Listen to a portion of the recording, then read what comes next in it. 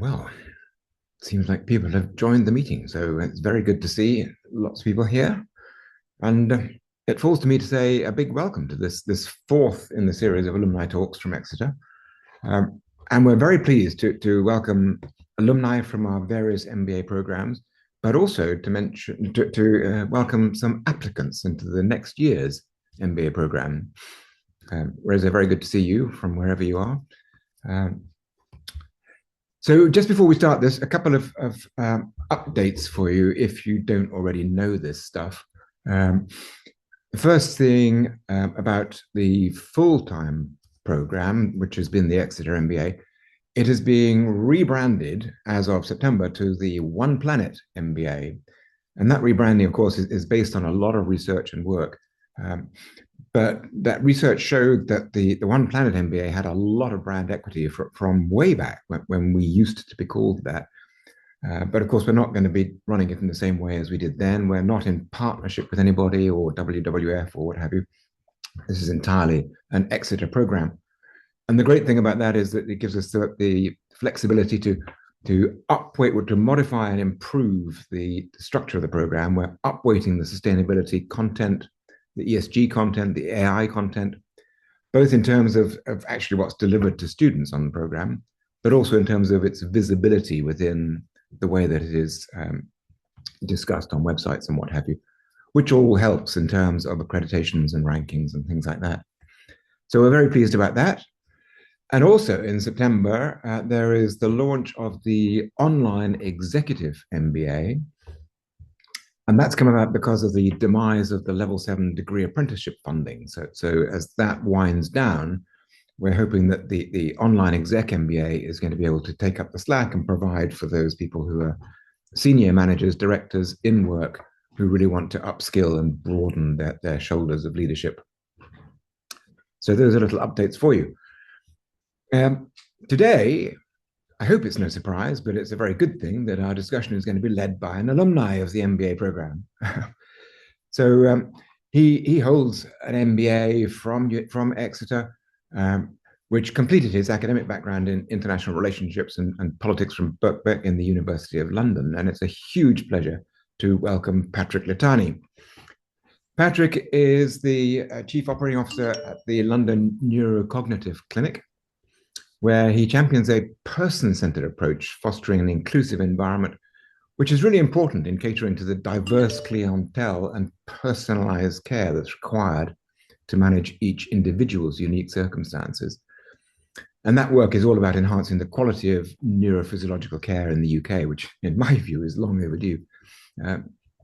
He's also subsequently a director, I think we'll talk about this later on, but a director of medico-legal healthcare, where he delivers expert witness reports across neuropsychology, neuropsychiatry, neurology, which is all aimed at providing crucial insights for legal cases, ensuring that the nuanced needs of legal proceedings are professionally supported in these really complex and sensitive cases. And both of those experiences, along with other bits and pieces, obviously have given Patrick direct hands-on experience of operating within and across complicated interconnected systems. So his discussion today, I hope, centers on systems thinking as a leadership and decision-making tool, exploring how you as future leaders and leaders today in some cases can identify leverage points, can anticipate unintended consequences, and navigate complexity in an increasingly volatile environment. So Patrick, welcome to you. The floor is yours, and we look forward very much to hearing what you have to say. Thank you very much, Donald. Thank you. Okay, so I think we'll go straight into it. Thank you very much for introducing me. So I don't need to necessarily do that. We'll go on to what is systems thinking to begin with. So systems thinking is a way of understanding how parts of a system interact and influence one another over time, rather than looking at individual events or components in isolation. So in systems thinking, instead of asking why did this problem happen, we ask the question, what patterns, relationships, and structures are causing this problem to keep happening? Okay. And what I'm hoping to do today is to maybe show you a few examples using systems thinking diagrams. So there are some important components that we need to know or understand about systems thinking. One is stocks. So stocks are things that accumulate, such as clients or the reputation or clinical capacity. We often look at stocks as probably something like clients, the inquiries, how much cash is in the account. And flows are how that cash or how those clients are flowing through that system, okay, through that systems thinking process. Reinforcing feedback loops are growth cycles where success creates more success. For example, better client outcomes lead to a stronger reputation of the organization, and that can generate more referrals and clients. And then with balancing feedback loops, they act as constraints on growth. So, for example, more clients can increase demand and wait times, which may reduce satisfaction and slow future growth. So we need to understand the relationship between reinforcing balancing loops, stocks, and flows. Okay. Go on to the next slide. So this is an example of stocks and flows based on Donella Meadows and how she would explain how stocks and flows worked. So if we think of the water in the tub here as the stock, that's the amount of water accumulated over time. So you've got the inflow, so you've got flow into the stock, water from the tap adds to the stock. And then you've got the outflow. So as you can see, there's a little opening here where the water's coming out, and that decreases the amount of water. Now, what we've got to think about here in this particular scenario is how much water is coming into the tub and how much water is coming out of the tub. And that's what we refer to as the flow. If we want to change the flow, we could, for example, put, I'm not a mechanic, but we could put something here which has a valve which would allow the water to come out at a smaller capacity.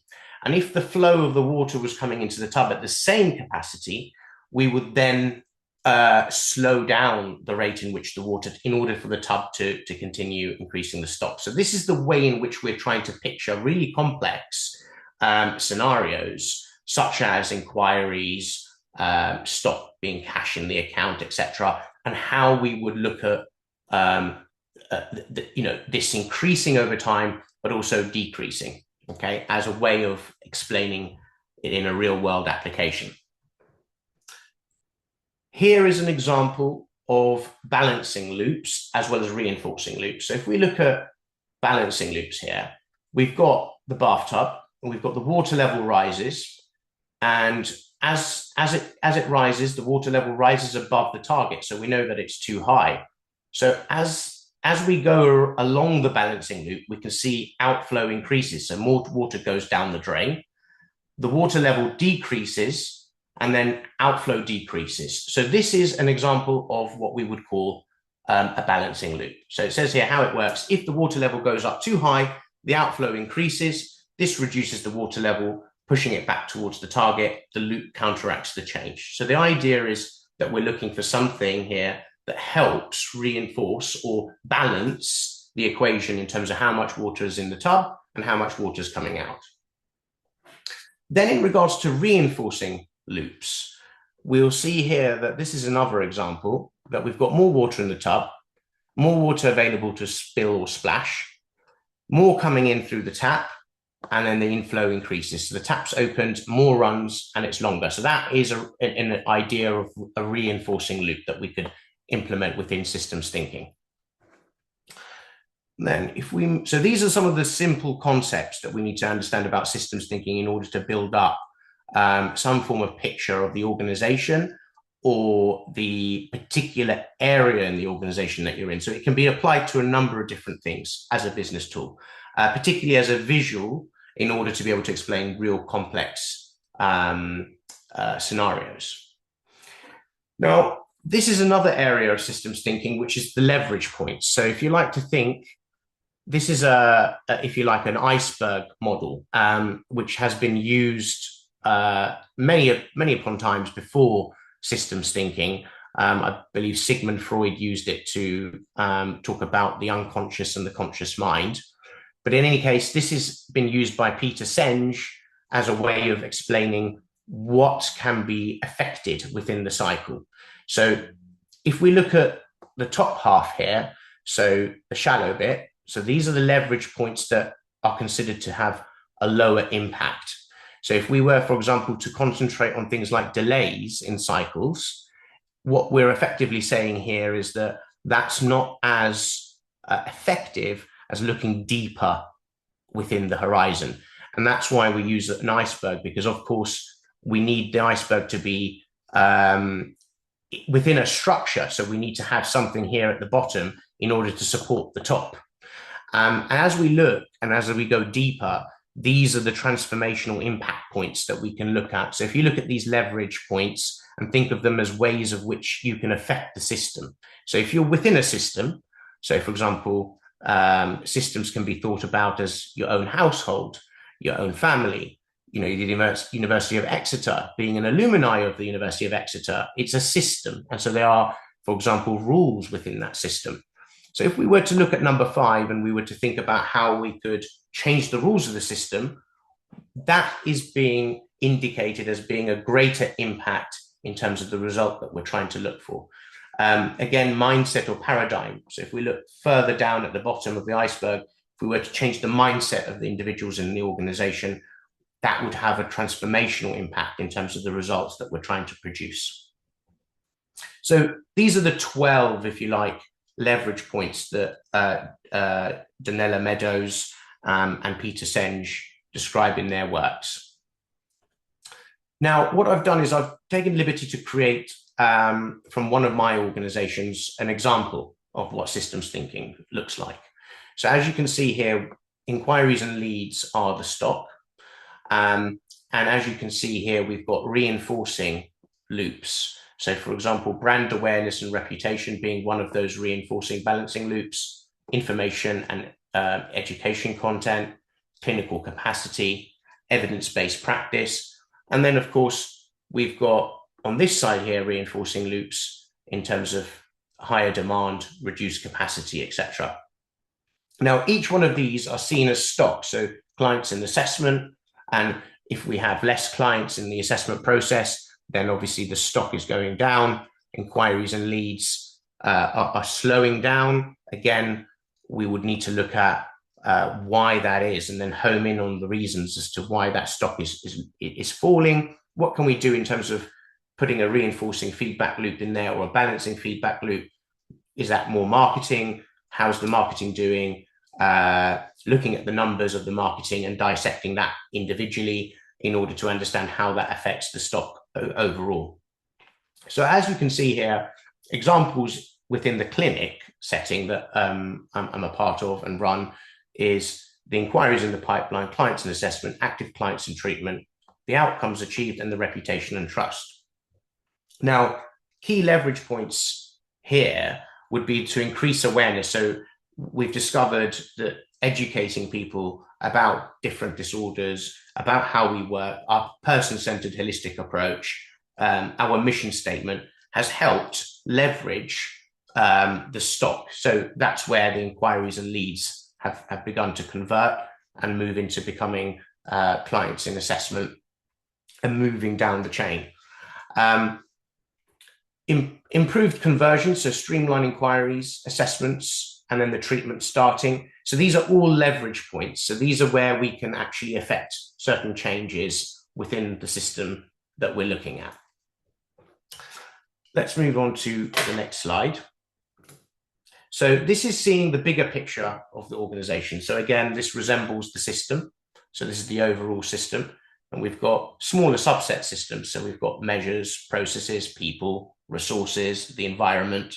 And what's important here is that we can look at this as a whole and understand by dissecting each one of these individual areas by looking at the interconnections of how things are working together and looking at patterns over time by measuring them, looking at the emergence of patterns, we're able to then discover what needs to be put into place. Do we need to put a balancing loop in? Do we need to put a reinforcing loop in? Do we need to change the goal? Is the goal not correct? Do we need to change anything within the underlying structures to affect a change somewhere within the chain? So when we're dealing with very complex systems, and we're in a boardroom and we're trying to explain these concepts, it's very difficult to actually keep all of these concepts at any one time in your mind. And that's where systems thinking comes into play, because it's an easy way of being able to illustrate the complexities of the environment, but in a very simple infographic way. Now, this is seeing the whole system in a far more macro lens. So I've broken it down here that we'll have another system, which is the awareness and referrals, but that also breaks down into subcategories. So you've got marketing and the marketing department and the community education. And you've got people in the teams. So you've got an admin team. And so some of the things that we might be thinking about here, depending on the problems that we're looking at, is, oh, okay, we've got too many clients. What do we do in terms of admin? Have we got one admin? Should we get another admin? And then we can start breaking that down from there in order to look at, putting in a reinforcing loop or a balancing loop to help the supply that is coming in terms of inquiries for them to be dealt with. Operations and processes, so looking at scheduling and admin, clinical protocols, etc. So I think you guys, you get it that, these are all the subsections, and they can be broken down and analyzed into a much further, deeper way of understanding the complexities of the problem that you're facing. And they'll help you break it down in order to have a discussion with other team members, or being able to actually visualize what that problem looks like, where that problem is occurring, and how you can actually fix that problem. Now, what I've done here is I put together an idea, if you like, as to why medico-legal healthcare is a spin-off from the London Neurocognitive Clinic.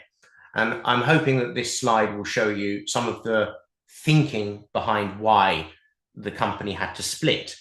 So the medico-legal sphere is very different to treating work. That's one of the first things we need to look at. So, for example, the regulatory framework would be completely different to what it is for the treating side of the business. And in order to deal with that, we need to have a completely different regulatory framework. But we also carry particular legal risks. We carry reputational risks within these organizations. And so splitting the two means that if something did unfortunately happen that was a negative to either the treating entity or the expert witness entity, it would be an isolated incident within its own environment, within its own regulatory framework. Now, that helps us in order to be able to develop specific protocols, policies, and procedures for each separate business and in terms of what its activities are. And some of the thinking that went along the lines of, why we would want to spin out to medico-legal healthcare is illustrated here. And one of the main considerations was to look at VAT and the VAT position. Now, if the London Neurocognitive Clinic was to become a VAT registered entity, it would now have to deal with the compliance of that. It would have to segregate the clients that are VATable and not VATable, and it would cause a confusion within the system. So in order to separate and create sort of linear lines, by separating the companies, we're able to have one entity which is VAT registered. It's very clear in case, for example, there's a HMRC investigation and they want to go through the VAT records, every invoice is a VATable invoice. On the treating side, it's very clear that all the work that operates in that sphere is non-VATable. And so all those invoices, if there was an inspection, they would go through them and they would identify that there is no potentials in there that has VATable or is VATable in any way. Okay, so one of the key considerations was the VAT position, and how do we deal with that, and how does the accounting procedures work? Does it correlate with the existing entity? So with systems thinking, we were able to bring or break down all the different components of how the regulatory environment is working, what the VAT position in terms of accounting is, what was the purpose of that company, and what it wants to do. in business, when we set up the London Neurocognitive Clinic, we didn't actually look or envisage to do expert witness work. But as companies naturally evolve and grow, we look at things like where does the demand come from? And again, if we have, say, 10 inquiries a month that are asking for an expert witness, what we've discovered is we've discovered a market opportunity, something that we wish to take advantage of, which we started to do.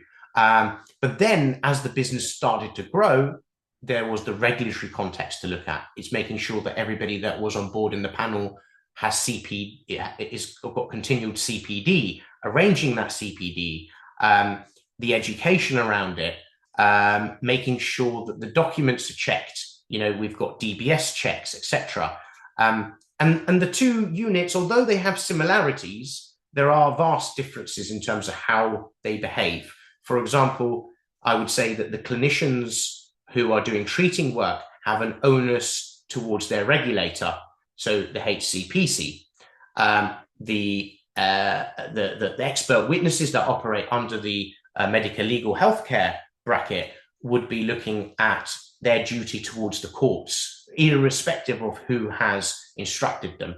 And so there are key considerations to think about within those organizations. And systems thinking helps us evaluate and showcase the reasons and the decisions that we are making in order for those systems to operate efficiently.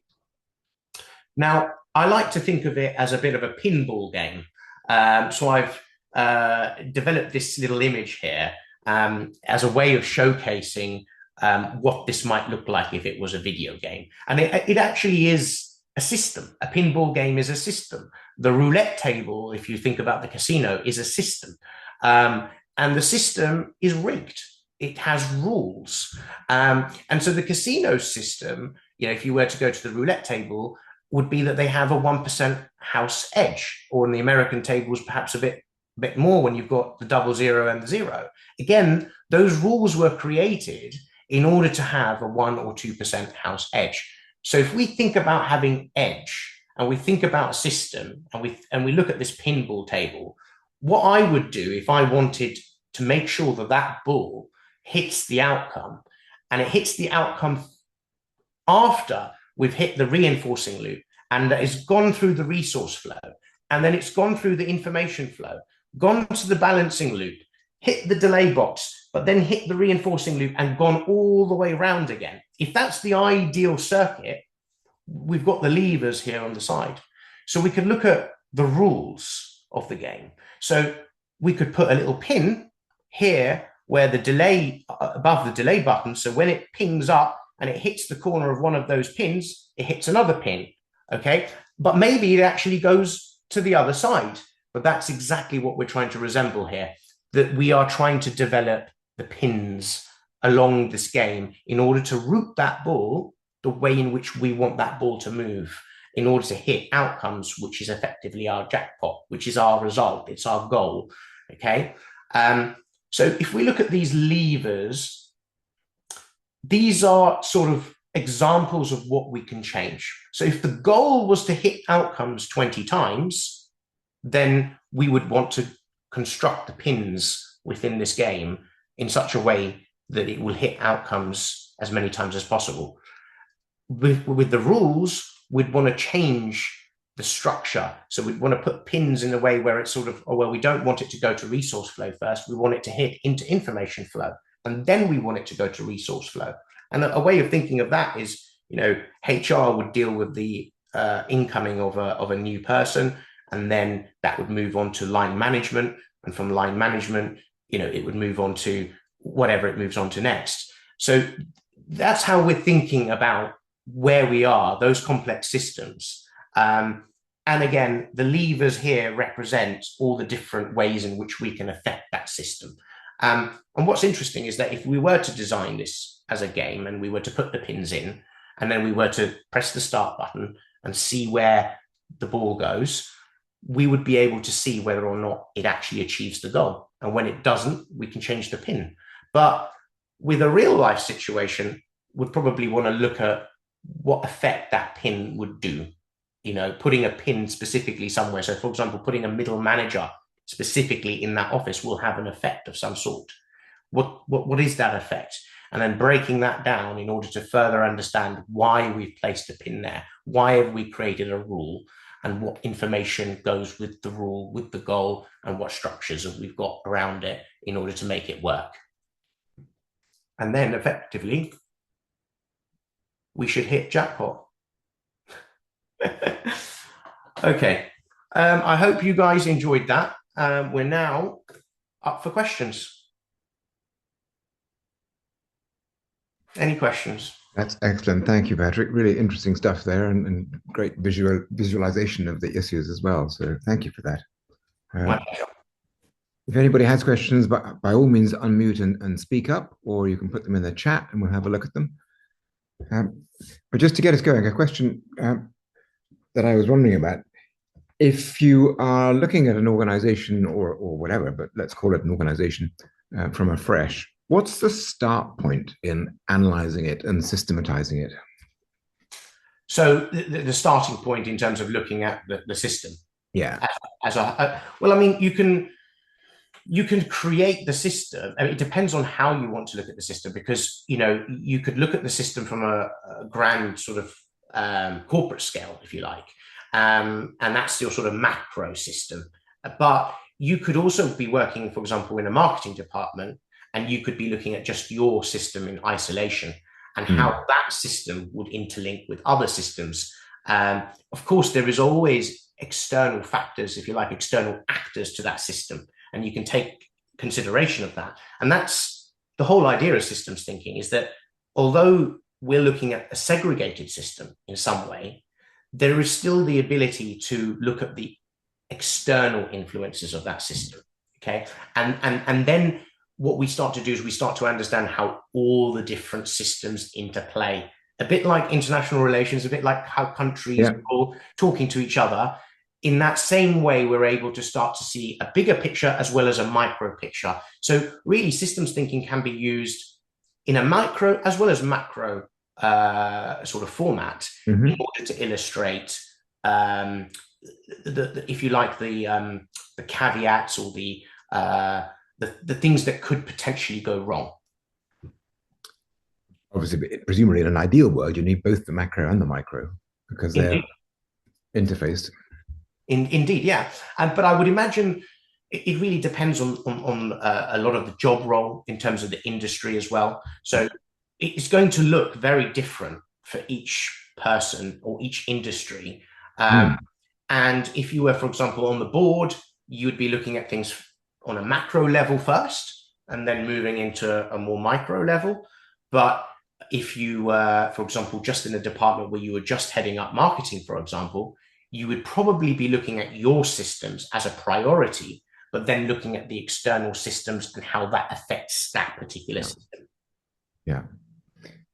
Excellent. Thank you. Thank you. Any questions from our illustrious audience?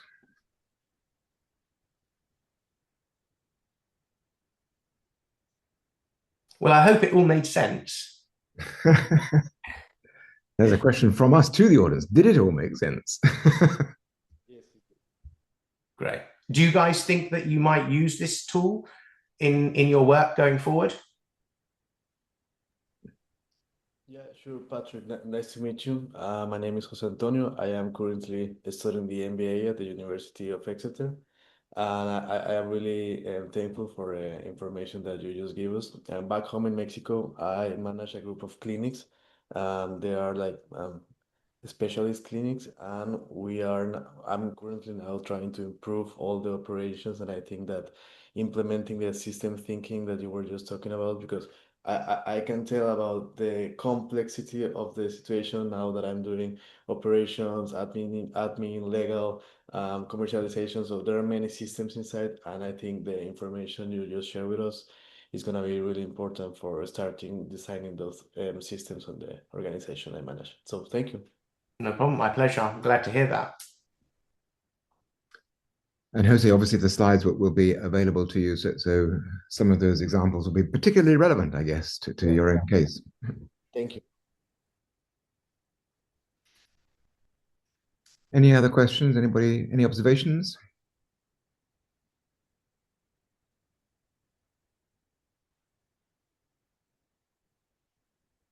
Hearing none, I'm guessing there are none. So Patrick, I mean, it's a huge pleasure to have you here. Thank you for doing that. I know your own day jobs, multiple, are very demanding. So we really appreciate you taking the time to join us and give us this illuminating illustration of systems thinking. Undoubtedly useful. I will probably be using it myself in terms of thinking about the MBA and how that all works within the construct of the university. So thank you for that. As Claire has indicated, the recording of this will be available to you as attendees, but also to those who signed up but weren't able to attend for whatever reason. So again, big thanks. Great to see you, and hope to see all of you again for the next of our alumni talks.